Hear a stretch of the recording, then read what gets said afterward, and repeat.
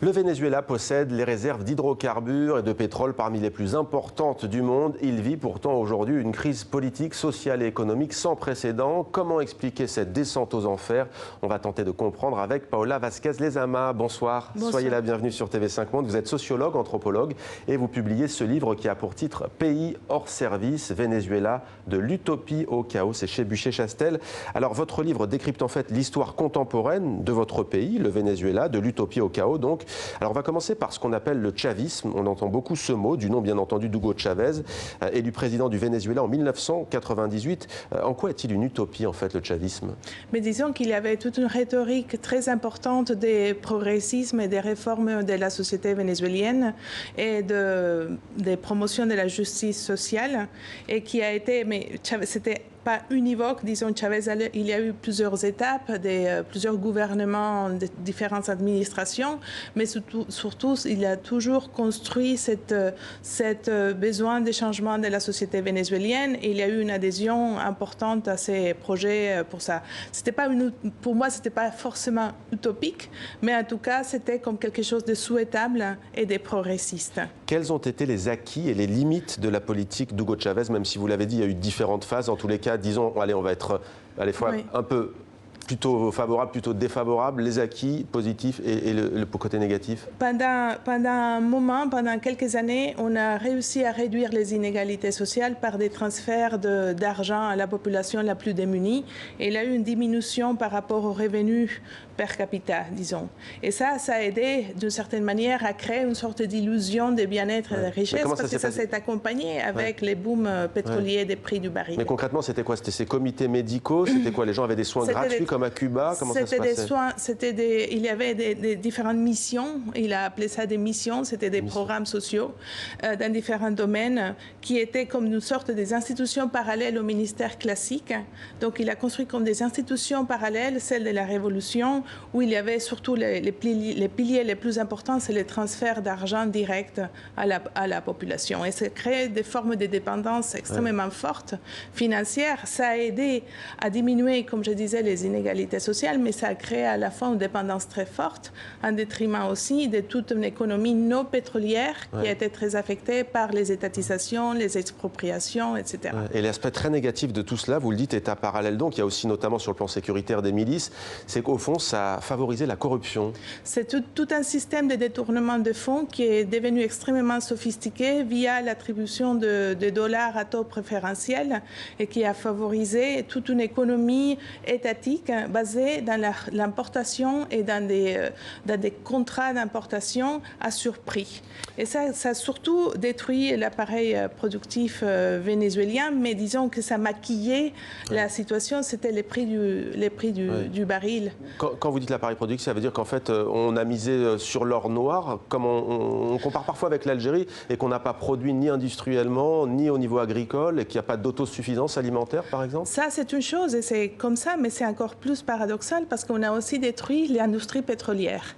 À l'arrivée de Chavez, le Venezuela produisait 3,5 millions de barils de pétrole par jour.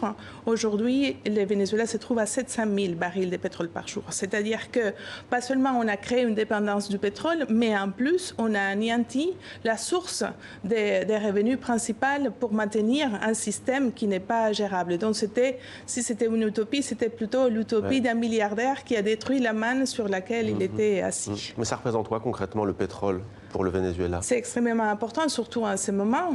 C'est 700 000 de barils par jour. Il faudrait voir les prix actuels.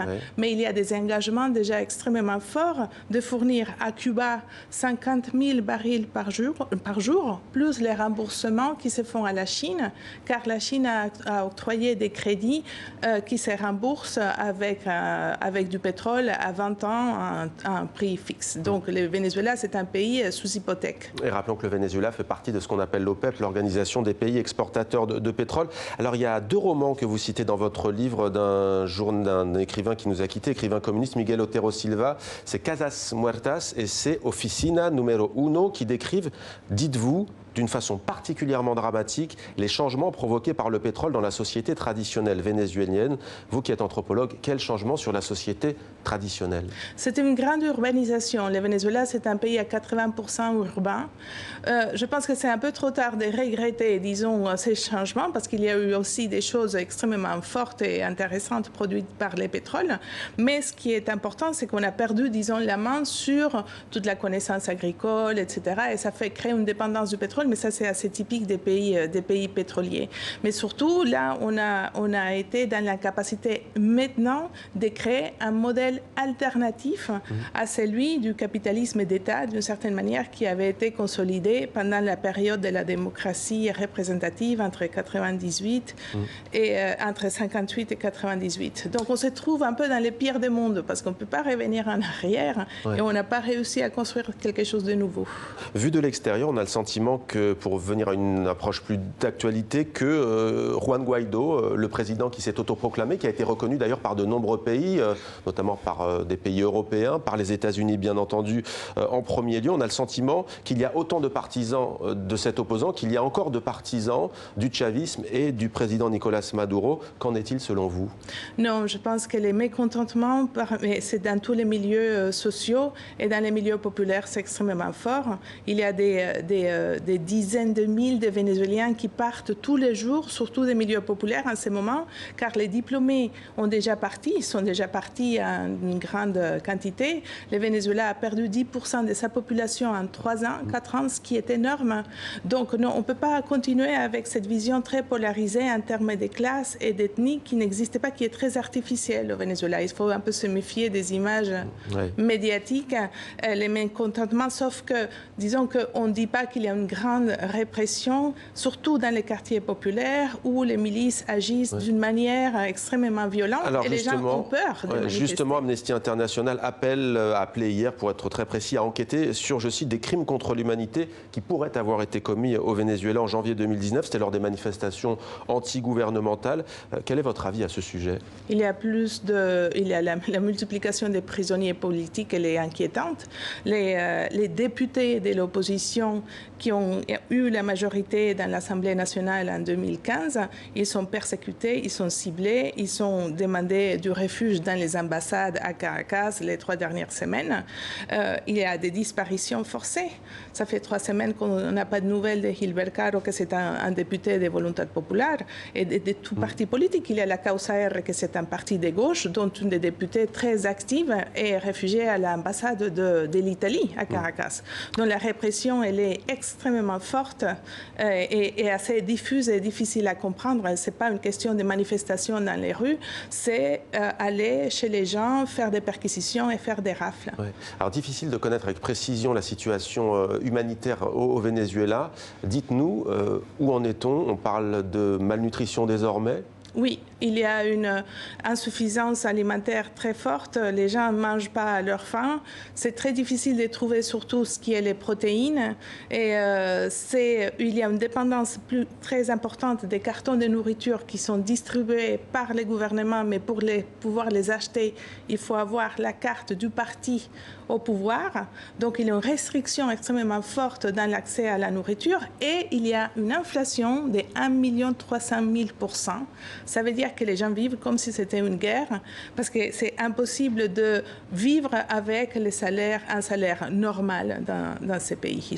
Donc les différences et les inégalités sont assez brutales et c'est entre la vie et la mort. Et pour ne rien arranger, on a le sentiment que le Venezuela est quelque peu l'otage, pays sud-américain, otage aussi de la géopolitique, avec les États-Unis qui veulent absolument se débarrasser du chavisme et du socialisme, et avec la Russie qui, elle, soutient Nicolás Maduro. On parle souvent de parfum de guerre froide, c'est un peu galvaudé.